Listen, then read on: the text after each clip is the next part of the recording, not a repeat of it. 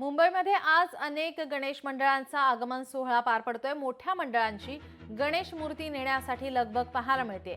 परेलमधून 7 मूर्तींचे आगमन सोहळ्यासाठी तरुणांची मोठी गर्दी या ठिकाणी पाहायला मिळते।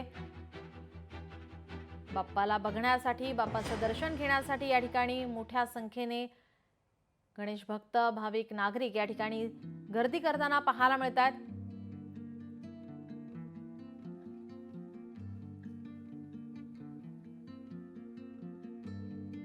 या संदर्भात आढावा घेतला आहे आमच्या प्रतिनिधी भाग्यश्री प्रधान आचार्य यांनी।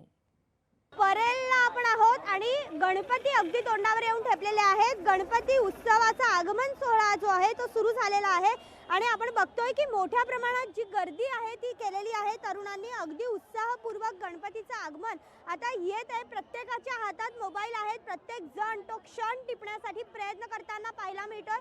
गणपती बाप्पाची मोठी मूर्ती आपण बघतोय की बाहेर पडताना पाहायला मिळतात। आज जवळपास 6 ते 7 गणपती बाप्पांचं आगमन होणार आहे अशी माहिती आहे। यामध्ये सगळ्यात महत्त्वाचा जो गणपती बाप्पा असणार आहे तो परळचा गणपती बाप्पा असणार आहे आणि त्याचबरोबर लाल चौकीचा गणपती बाप्पा देखील आज आगमन बाप्पाचं होणार आहे।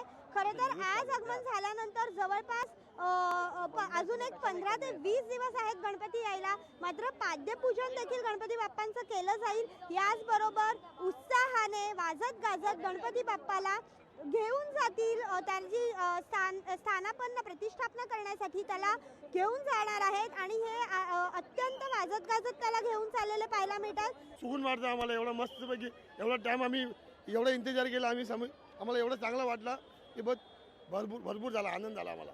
खास याच्यासाठी चाललोय लालबागला। मला गणपती आवडतात म्हणून मी येतो इथे। नक्कीच तर आपण बघतोय छोट्यांचा देखील उत्साह ओसंडून वाहताना पाहायला मिळतोय आणि अशा गजरामध्ये आता गणपती बाप्पा लवकरच विराजमान होतील। व्हिडिओ जर्नलिस्ट निकेशसह मी भाग्यश्री प्रधान आचार्य, लोकशाही न्यूज, मुंबई। लोकशाही मराठी ऐका, पहा, जागरूक रहा।